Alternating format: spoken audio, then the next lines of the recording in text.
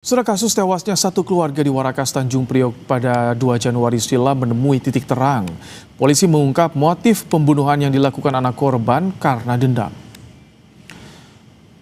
Setelah dilakukan pemeriksaan alat bukti dan keterangan pelaku, polisi menyampaikan jika korban sengaja meracuni ibu dan 2 saudaranya karena dendam atas perlakuan berbeda sang ibu ke pelaku. Pelaku merencanakan pembunuhan korban dengan cara diracuni.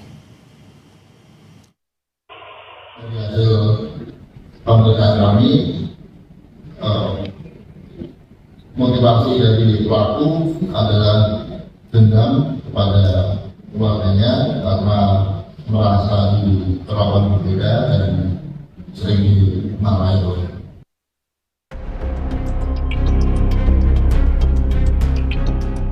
Januari 2026, warga digegerkan dengan tewasnya 3 orang dalam satu keluarga di rumah kontrakannya di Warakas, Tanjung Priok, Jakarta Utara.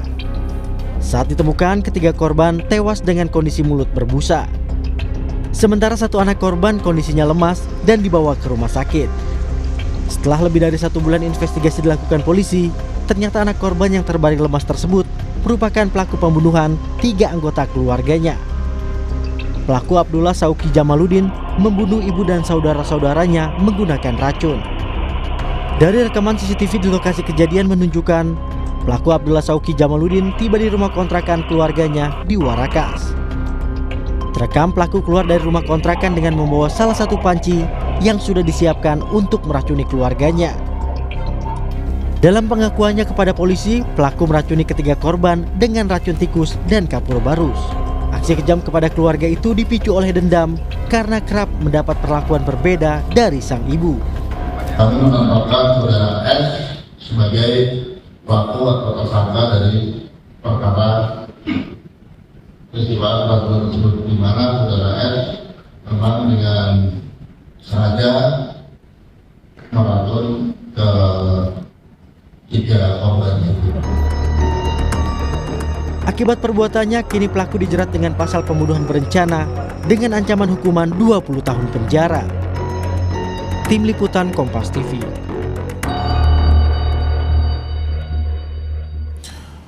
Rasa dendam menjadi pemicu pelaku nekat membunuh keluarganya. Lebih lengkap terkait dengan kasus pembunuhan satu keluarga di Warakas ini kita akan bahas bersama dengan psikolog anak, remaja, dan keluarga Sani Budiantini. Assalamualaikum, selamat malam Bu Sani. Assalamualaikum, selamat malam. Bu Sani, jadi ini sejauh mana rasa iri, cemburu bisa berkembang menjadi sebuah dendam yang ini memicu aksi nekat pelaku ini, Bu Sani? Dalam kasus-kasus pembunuhan memang biasanya kerap kali dendam itu menjadi motif utama. Tapi saya rasa perjalanan menjadi dendam itu pastinya perlu juga waktu. Jadi tidak satu kondisi saja. Mungkin sudah beberapa saat atau berapa lama si pelaku ini menaruh kecewa, mungkin ya, kecewa, mungkin dia juga tidak bisa mengungkapkan, kemudian timbul yang namanya bongkahan emosi negatif yang mengumpul.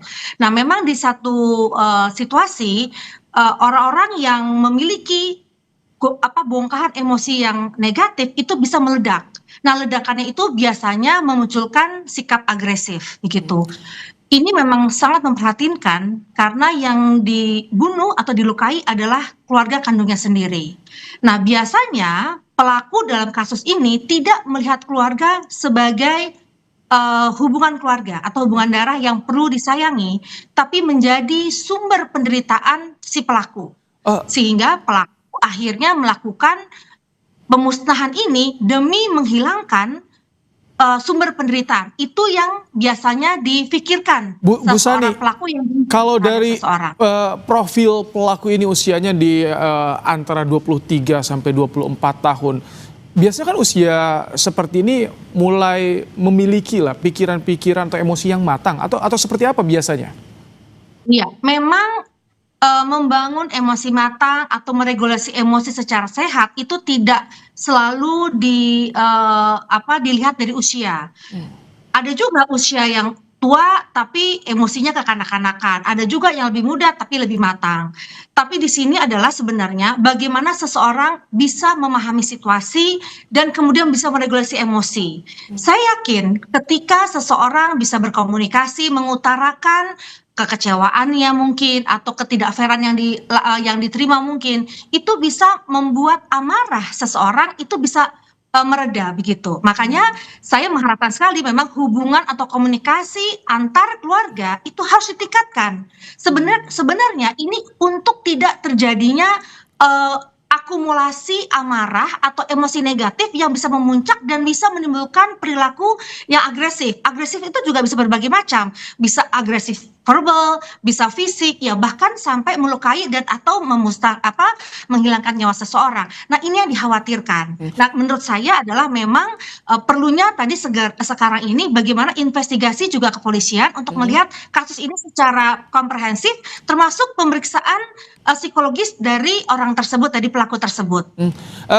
Kalau catatan Anda, apakah ada juga bagaimana kajian? Apakah memang masih banyak orang tua yang tidak menyadari jika mereka memperlakukan anak-anaknya secara berbeda?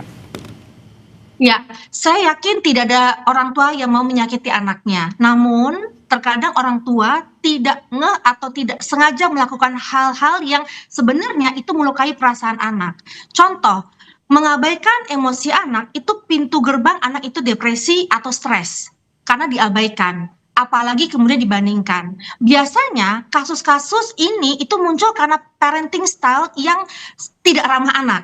Walaupun itu tidak disengajai. Makanya sekarang banyak orang tua yang kemudian disadarkan bahwa parenting itu adalah sangat penting demi membangun kepribadian anak. Termasuk bagaimana emosi anak menjadi sehat, hubungan antar anak juga baik. Karena bagaimanapun anak itu kan tergantung orang tuanya. Nah di sini kalau saya lihat memang usia 22 tahun itu bukan usia muda, bukan usia anak-anak lagi, sudah usia dewasa. Tapi apa yang dia terima mungkin sudah lama selama ini, sehingga ini yang menjadi akumulasi. Tapi kita juga kenal yang namanya antisocial personality disorder atau sociopath.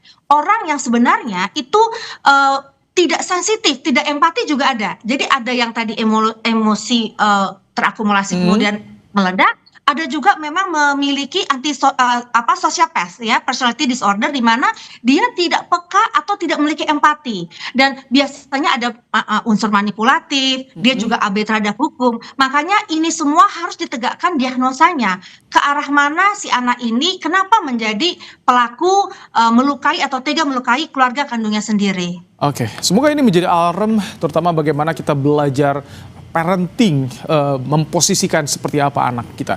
Terima kasih psikolog anak, remaja dan juga keluarga Sani Budiantini telah menyampaikan pandangannya di program Kompas Malam hari ini.